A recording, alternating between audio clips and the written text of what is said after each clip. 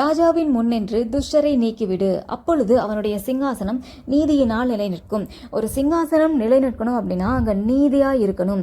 ஒரு அரசாட்சியில் நமக்கு கீழே இருக்கிற ராஜாவுக்கு கீழே இருக்கிற மக்கள் அவங்க நல்லா இருக்கணும், அவங்க செழிப்பாக இருக்கணும் அப்படின்னா அங்கே நீதி நியாயம் இருந்தால் அந்த மக்கள் சந்தோஷமாக இருப்பாங்க, ஆசீர்வாதமாக இருப்பாங்க, செழிப்பாக இருப்பாங்க. அதுவே அந்த ராஜா நல்லவராக இருப்பார், ஆனால் கூட இருக்கிற அந்த ஆலோசனைக்காரர்கள் ஒரு சில துஷ்ட மனிதர்கள் இருந்து அவங்க யாராவது 2 பேர் ஒரு வழக்கு எடுத்துகிட்டு போகிறாங்கன்னு வச்சுக்கோங்க.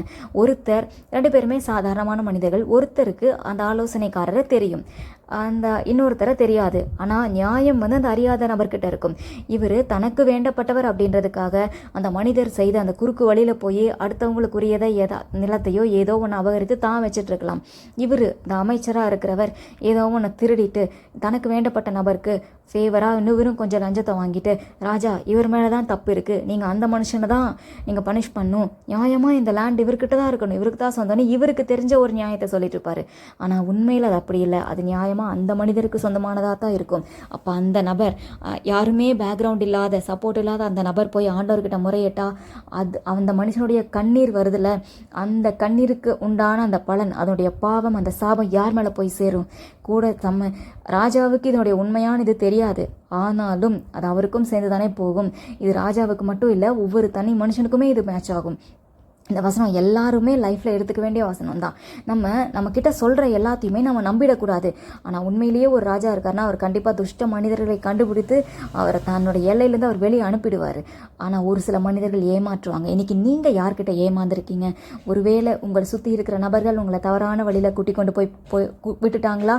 நீங்கள் நல்லா யோசிச்சு பாருங்கள். இன்றைக்கு அறியாமலோ இல்லை தெரிந்தோ இல்லை ஒருவேளை இந்த நபர் நான் இந்த தப்பு தான் தெரிஞ்சே பண்ணிட்டேன், அப்படி இதை எதிர்த்து பேசினா இந்த ஃப்ரெண்ட்ஷிப் போயிடுமே அப்படின்றதுக்காக நான் இவனுக்கு சப்போர்ட் பண்ணிட்டேன், அப்படி கூட நீங்கள் சொல்லலாம். இன்றைக்கி யோசிச்சு பாருங்கள். ஒருவேளை பெற்றோர்கள் பிள்ளைகளுக்கு தெரியாமல் பிள்ளைகளுடைய காரியத்தை எடுத்துகிட்டு போய் பிள்ளைகளையும் குறுக்கு வழியில் போயிருப்பாங்க. ஆனால் பிள்ளை சொல்லும் நான் நேர் வழியாக தான் போவேன்னு. பெற்றோர்கள் குறுக்கு வழியில் போய் ஒரு சில இடத்துல பிள்ளைகளையும் சேர்த்து பிரச்சனை மாட்டி விட்டுருப்பாங்க.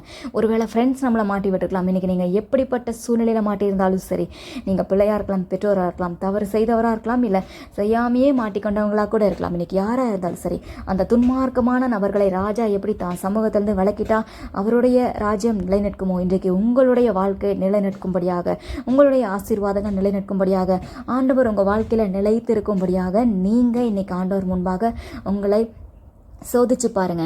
தெரிந்து செய்தாலும் சரி, தெரியாமல் செய்தாலும் சரி, ஒரே ஒரு டைம் மொத்தமாக இன்னைக்கு ஆண்டவர் பாதத்தில் வச்சுருங்க. ஆண்டவரே, இந்த வருஷத்துடைய கடைசிக்கு வந்துட்டேன், இதுக்கப்புறம் நான் இதை செய்ய மாட்டேன், இனிமேல் நான் வாழ போகிற எல்லா நாட்களிலும் நேர் வழியாக போவேன், நீதியின் பாதையில் நடப்பேன்னு சொல்லி ஆண்டவருக்கு ஒப்பு கொடுங்க. கர்த்தர் உங்களை காப்பாற்றுவார், அவர் உங்களை ஆசீர்வதிப்பார்.